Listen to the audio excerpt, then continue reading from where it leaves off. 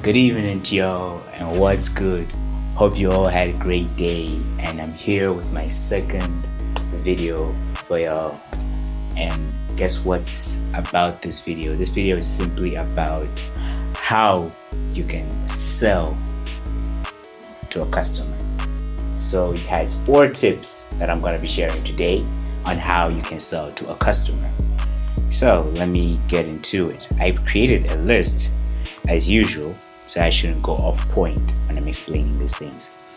Alright, so I'm gonna go straight to the point and start with the first thing. Number 1, I'd love to talk about listening. You see here, when you're in a sales conversation, you need to listen to your customer, your client. You need to understand what the client really wants. A client will come with a problem and present it to you. Your job is to solve it. How do you solve it? By simply listening, paying attention to what the customer is saying.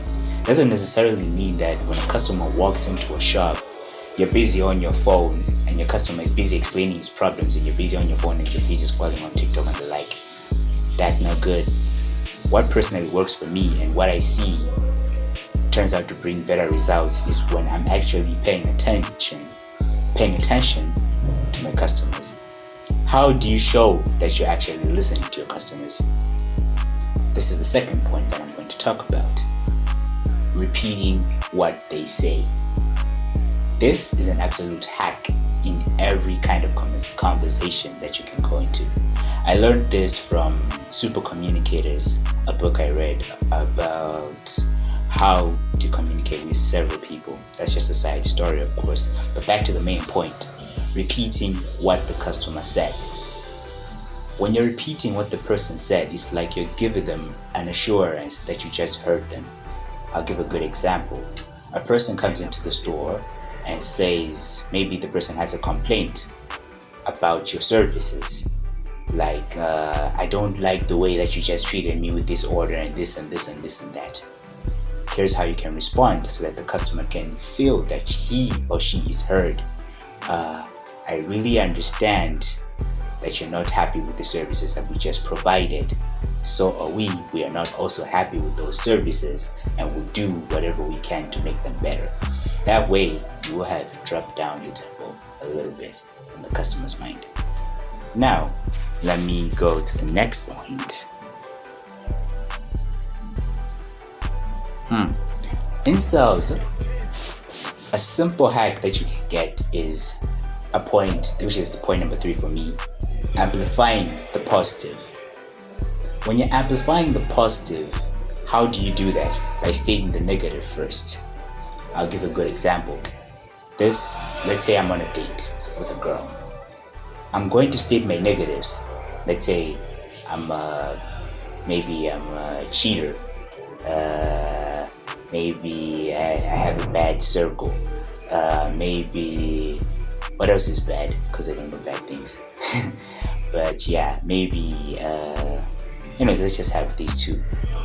I'm a cheater, have a bad circle, but I'm a very warm-hearted person. You see this thing, when you start with the negatives, so many negatives, you end up amplifying the positive. Hence, the person is more likely to believe you despite the negative points you have.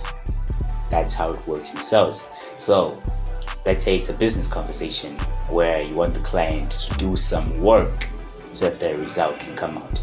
You say, okay, let's say it's in a gym. You tell them, okay, this is going to require you to work maybe for 100 days straight. Work off that fat and do all the work maybe for 4 hours a day and the like.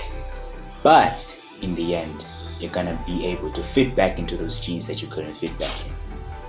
It's like you've showed them the negative and amplified the positive. Now I'll go into the last part of the video, which is simply solving problems by inverting them. That's point number 4. These last 2 points, I learned them from Alex Hormozi. I watch his videos and I also read his books. By the way, they are really, really great and I highly recommend them. if you want to go good in business, if you're just starting out, I highly recommend those 2 books. So yeah, solving problems by inverting them. I always believe personally what works for me. When I see a client coming with a problem to me, I personally think the problem is the actual solution to itself. Let's say a person is saying, I can't afford this because it's too expensive. Actually, the reason why the client should buy the thing is the fact that it's actually very expensive. That is the reason why the client should buy it. Oh, I can give another example. I can't buy a thing because I have to ask my husband first.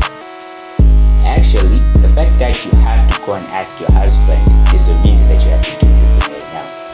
Because in the end, you might end up regretting if your husband was never there to actually give you a chance to actually go ahead with this thing. Inverting problems. If you want to find a solution to a problem, invert the problems. Of course, my examples may not be that kind of like hitting the point, but you should actually really try it and it works. When you see a problem, take that problem that the client has just brought to you and invert it. When you invert it, it's going to give you a solution to it, and then target that